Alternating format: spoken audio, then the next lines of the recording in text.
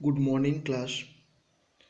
আজ তোমাদের ইউনিট 2 এর প্রথম চ্যাপ্টার বংশগতি ও বিভেদ এটি সম্পর্কে আমরা আলোচনা করব। তোমাদের এই ইউনিট 2-তে আছে টোটাল 4টি চ্যাপ্টার: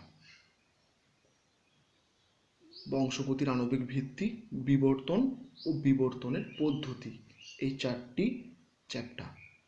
এই বংশগতি বা বিভেদ তোমরা ক্লাস 10-এ অলরেডি পড়ে এসছো, তবুও তোমাদের আমি আরেকবার অল্প করে আলোচনা করে দেব। কিছু নতুন জিনিস অবশ্যই আছে এবং সেটা খুবই ডিটেলসে প্রথম দিকটা তোমাদের 10-এর পড়া আছে এবং জটিলতর জায়গাগুলো খুব ভালো করে মন দিয়ে শুনবে, তবে বুঝতে পারবে। প্রথমে আসি বংশগতি, অর্থাৎ প্রত্যেকটা জীবের একটা অন্যতম বৈশিষ্ট্য আছে, তা হলো প্রজনন কাজে লিপ্ত হওয়া। এই পদ্ধতিতে জীব অপত্য সৃষ্টির মাধ্যমে নিজেদের অস্তিত্বকে বজায় রাখে। অর্থাৎ এই জনন কার্যের মাধ্যমে যে সমস্ত জীব সৃষ্ট হয় তাদের আমরা অপত্য জীব বলি, এবং জনিত্রী জীব থেকে এই অপত্য জীবের মাধ্যমেই বংশগত বৈশিষ্ট্যাবলীর সঞ্চারণ ঘটে। এই প্রক্রিয়াকে আমরা বলি বংশগতি। আর এই বংশগতিতে যে সকল জীবগুলো জন্মায় তারা একই ধরনের দেখতে হয় না, তাদের মধ্যে কিছু পার্থক্য থেকেই থাকে, সেটা সূক্ষ্মাতিসূক্ষ্ম বা মেজর ডিফারেন্ট হোক। এই পার্থক্যগুলোকে বলা হয় বিভেদ বা প্রকরণ। আর এই বংশগতি বিদ্যার জনক হলেন গ্রেগর জোহানস মেন্ডেল। তিনি বাগানে মটর গাছকে নিয়ে পরীক্ষা করেছিলেন এবং তার উপর ভিত্তি করে তিনি একসংকর জনন এবং দ্বিসংকর জনন পরীক্ষা এবং প্রমাণ করেন, এবং তিনি 4টি সূত্রের আবিষ্কার করেন। এই 4টি সূত্রকে আমরা উপস্থাপন করব। তিনি এই সূত্রগুলিকে প্রতিষ্ঠা করেছিলেন। এই সূত্রগুলিকে একত্রে বলা হয় মেন্ডেলবাদ বা মেন্ডেলস ল অফ হেরিডিটি। সূত্রগুলি হলো একক বৈশিষ্ট্যের সূত্র, প্রকট ও প্রচ্ছন্নতার সূত্র, আর আছে পৃথক ভবন সূত্র, যেটি তিনি একসংকর জনন পরীক্ষা থেকে পেয়েছিলেন। আমরা সবাই জানি একসংকর জনন পরীক্ষা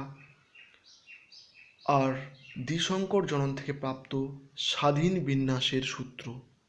প্রথমে আসবো আমরা একক বৈশিষ্ট্যের সূত্র, অর্থাৎ প্রতিটি জীবে বৈশিষ্ট্য নির্ধারণের জন্য কিছু স্বতন্ত্র একক এবং স্থায়ী বৈশিষ্ট্য বর্তমান। এই বৈশিষ্ট্যগুলো জীবের মধ্যে আজীবন ধরে থেকে যায় এবং এরাই বৈশিষ্ট্যাবলীকে সঞ্চার করে। অর্থাৎ এই বৈশিষ্ট্যগুলো কখনো পরস্পর মিশে যায় না, এরাই প্রকরণ বা বিভেদের পথকে প্রশস্ত করে। এরপরে আসব প্রকটতা ও প্রচ্ছন্নতার সূত্র বা ল অফ ডমিনেন্স অ্যান্ড রিসেসিভনেস।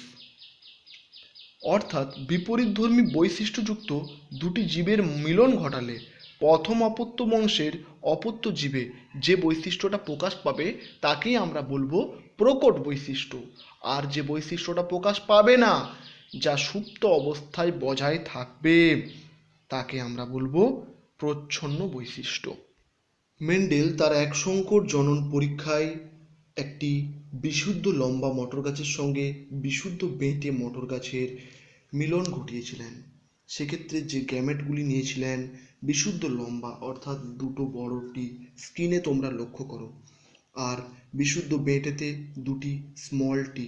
এখান থেকে যে গ্যামেট উৎপন্ন হলো, একটি ক্যাপিটাল টি আর একটি স্মল টি, এদের মিলনে প্রথম অপত্য জনুতে শঙ্কর লম্বা জাতীয় মটর গাছ তৈরি হলো, যেখানে ছিল একটি বড় টি এবং একটি ছোট টি। এরপরে এই শঙ্কর লম্বা জাতীয় একটি পুরুষ এবং একটি স্ত্রীর মিলনে F2 জনুতে উৎপন্ন 25% বিশুদ্ধ লম্বা, শঙ্কর লম্বা 50% এবং বিশুদ্ধ বেঁটে 25%, অর্থাৎ জিনোটাইপিক অনুপাতটি হলো 1:2:1 এবং ফিনোটাইপিক অনুপাতটি হলো 3:1।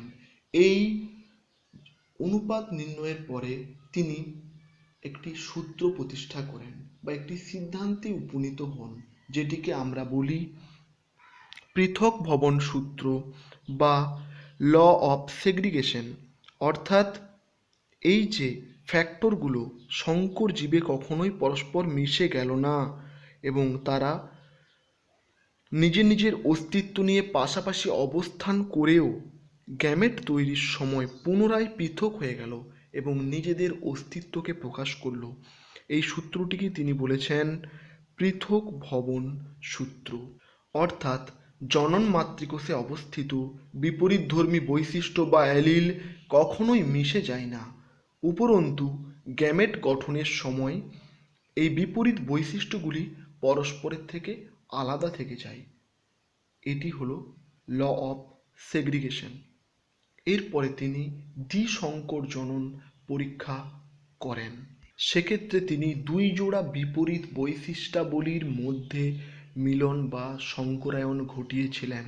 এই বৈশিষ্ট্যগুলি হলো, তোমরা স্ক্রিনে লক্ষ্য করো, বিশুদ্ধ হলুদ গোলাকার বীজ তার সঙ্গে বিশুদ্ধ সবুজ ও কুঞ্চিত বীজের মিলন ঘটিয়েছিলেন। তার ফলে অর্থাৎ বিশুদ্ধ হলুদ গোলাকার বীজ ক্যাপিটাল YY ক্যাপিটাল RR, আর বিশুদ্ধ সবুজ ও কুঞ্চিত বীজ স্মল y স্মল RR। এর থেকে যে গ্যামেট পেয়েছিলেন, একটি ক্যাপিটাল Y ক্যাপিটাল R আর একটি স্মল y স্মল r। এই দুটি গ্যামেটের মিলনে প্রথম অপত্য জনুতে হলুদ গোলাকার বীজযুক্ত সংকর গাছ তৈরি হয়, যেটি ছিল capital Y small y capital R small r। এরপরে এই সংকর জাতীয় উদ্ভিদের সঙ্গে F2 জনুতে আরেক সংকর উদ্ভিদের মিলনের ফলে F2 জনুতে উৎপন্ন জীবগুলি ছিল যাদের জিনোটাইপিক অনুপাত ছিল 1:2:4:1:2:1:2:1, আর ফিনোটাইপিক অনুপাত 9:3:3:1। আমরা সবাই ক্লাস 10 এগুলো বিশদে পড়ে এসেছি। এই দ্বিসংকর জনন পরীক্ষা থেকে তিনি সিদ্ধান্তে উপনীত হন এবং একটি সূত্র প্রতিষ্ঠা করেন। এই সূত্রটি হলো স্বাধীন সঞ্চারণ সূত্র বা ল অফ ইন্ডিপেন্ডেন্ট অ্যাসর্টমেন্ট। তিনি বলেন, দুই বা তার বেশি জোড়া বিপরীতধর্মী বৈশিষ্ট্য বা জিন গ্যামেট তৈরির সময় শুধু যে পৃথক থাকে তাই নয়, বরং প্রত্যেকটা বৈশিষ্ট্য স্বাধীনভাবে যে কোনো বৈশিষ্ট্যের সঙ্গে সম্ভাব্য সকল প্রকার সমন্বয়ে সঞ্চারিত হয়। এই সূত্রটি স্বাধীন বিন্যাস সূত্র নামে পরিচিত। এই সূত্রগুলোর পরবর্তী ক্ষেত্রে বিভিন্ন বিজ্ঞানীরা এই সূত্রের ত্রুটি প্রকাশ করেন। যেমন আমরা যদি একক বৈশিষ্ট্যের সূত্র দেখি তাহলে দেখব তিনি বলেছিলেন কোনো কোনো ক্ষেত্রে কোনো একটা বৈশিষ্ট্য দুইয়ের অধিক জিন দ্বারা নির্ধারিত নয়, কিন্তু মানুষের চর্মের বর্ণের বৈশিষ্ট্য অর্থাৎ চামড়ার ত্বকের বৈশিষ্ট্য মাল্টিপল জিন দ্বারা প্রকাশ হয়। অর্থাৎ এক্ষেত্রে সূত্রটি সর্বাংশে গৃহীত নয়, অর্থাৎ সূত্রটি ভুল বা আংশিকভাবে গৃহীত। আবার প্রকট প্রচ্ছন্নতা সূত্রে আমরা পাই অসম্পূর্ণ প্রকটতা। যদি আমরা মিরাবিলিস জ্যালাপা বা সন্ধ্যামালতী ফুলে দেখি যে লাল এবং সাদার মিশ্রণে উৎপন্ন সকল ফুলগুলো হলো গোলাপি বর্ণের, অর্থাৎ প্রকট বৈশিষ্ট্যগুলো প্রকাশ না পেয়ে তাদের অন্তর্বর্তী কোনো একটা বৈশিষ্ট্য প্রকাশ পেল, সেক্ষেত্রে প্রকট প্রচ্ছন্নতা সূত্র ব্যতিক্রম হয়ে গেল। আর পৃথক ভবন সূত্র, এই সূত্রটি যথার্থ এবং সর্বাংশে গৃহীত। আর আছি স্বাধীন বিন্যাস সূত্র। এই সূত্রটি গ্রহণযোগ্য নয়, কারণ জিনের লিঙ্কেজ থিওরি যখন আমরা পড়ব, লিঙ্কেজ ধর্ম, তার জন্য এই সূত্রটা ব্যতিক্রম হয়ে যায়। অর্থাৎ দুই বা ততোধিক বৈশিষ্ট্যের নির্ধারণকারী জিনগুলো লিঙ্কেজ ধর্ম অনুযায়ী একসঙ্গে থাকে বা জোড়বদ্ধ অবস্থায় বজায় থাকে। এইসব জিনগুলি একত্রে বংশানুক্রমে সঞ্চারিত হওয়ার প্রবণতা দেখায়। এই তত্ত্বই তো আমাদের লিঙ্কেজ তত্ত্ব, অর্থাৎ এই স্বাধীন বিন্যাস সূত্রটিও ভুল বা আংশিকভাবে গৃহীত হিসেবে অন্তর্ভুক্ত এই বংশগতিবিদ্যার। এরপরে আসবো আমরা ব্যাক ক্রস ও টেস্ট ক্রস। আমরা প্রত্যেকেই জানি ব্যাক ক্রস হলো অপত্য বংশীয় কোনো জীবের সঙ্গে জনিত্রী জনুর যে কোনো জীবের সংকরায়ন ঘটানোর পদ্ধতিকে আমরা বলি ব্যাক ক্রস। অর্থাৎ অপত্য জীবের সঙ্গে জনিত্রী প্রকট বা প্রচ্ছন্ন যে কোনো সঙ্গে যদি মিলন ঘটায় তাকে আমরা বলি ব্যাক ক্রস। আর যদি শুধুমাত্র প্রচ্ছন্ন জনিত্রীর সঙ্গে মিলন ঘটায় অপত্য জীবের, তাহলে তাকে আমরা বলবো টেস্ট ক্রস। তাই তোমরা একটা ক্লাস 10-এ পড়েছিলে সকল টেস্ট ক্রসই ব্যাক ক্রস, কিন্তু সমস্ত ব্যাক ক্রস টেস্ট ক্রস নয়। নিশ্চয়ই মনে আছে সবগুলোই। এরপরে আসবো আমরা মেন্ডেলবাদের ব্যতিক্রম। এই মেন্ডেলের সূত্রগুলোকে একত্রে আমরা বলি মেন্ডেলবাদ বা মেন্ডেলিজম। এগুলো কিছু ক্ষেত্রে ব্যর্থ হয়েছে, সেগুলো আমরা জানব। প্রথমে আসি অসম্পূর্ণ প্রকটতা বা ইনকমপ্লিট ডমিনেন্স। এক্ষেত্রে প্রকট বৈশিষ্ট্যটি প্রকাশ পায় না, প্রকাশ না পেয়ে তার অন্তর্বর্তী কোনো একটা বৈশিষ্ট্য প্রকাশ পায়। এই ঘটনাকে আমরা বলি অসম্পূর্ণ প্রকটতা বা ইনকমপ্লিট ডমিনেন্স। অর্থাৎ প্রকট বৈশিষ্ট্য প্রকাশ না পেয়ে অসম্পূর্ণ থেকে গেল। যদি আমরা দেখি সন্ধ্যা মালতী ফুলে মিরাবিলিস জালাপ্পা, তাহলে আমরা দেখব লাল এবং সাদা ফুলের সংকরায়নের ক্ষেত্রে গোলাপি রঙের ফুল ফুটেছে। অর্থাৎ লাল এবং সাদার অন্তর্বর্তী বৈশিষ্ট্য গোলাপি এটি প্রকাশ পেয়েছে। এক্ষেত্রে ফিনোটাইপিক এবং জিনোটাইপিক অনুপাত উভয়ই সমান হয় 1:2:1। এরপরে আসবো সহপ্রকটতা বা কোডমিনেন্স। এক্ষেত্রে বিপরীতধর্মী দুটি অ্যালিলের প্রত্যেকটাই সমান প্রকাশ ক্ষমতাযুক্ত। অর্থাৎ সংকর জাতীয় জীবের ক্ষেত্রে দুটি সহপ্রকটধর্মী দুটো অ্যালিল থাকায় দুটো অ্যালিলই যদি প্রকাশ পায় তাকে আমরা বলবো সহপ্রকটতা। যদি আমরা দেখি মানুষের এমএন গ্রুপযুক্ত ব্লাড গ্রুপের ক্ষেত্রে এলএম আর এলএন, এই যদি এম ও এন রক্ত শ্রেণীযুক্ত স্ত্রী পুরুষের মধ্যে মিলন ঘটালে যে সন্তান সৃষ্টি হবে তার ক্ষেত্রে এম এবং এন উভয় জিনই প্রকাশ পাবে। অর্থাৎ এলএম ও এলএন দুটো প্রকট জিনই প্রকাশ পেল। অর্থাৎ একসঙ্গে প্রকাশ পাওয়াকে আমরা বললাম সহপ্রকটতা। অর্থাৎ এক্ষেত্রে যে ব্লাড গ্রুপের ফলে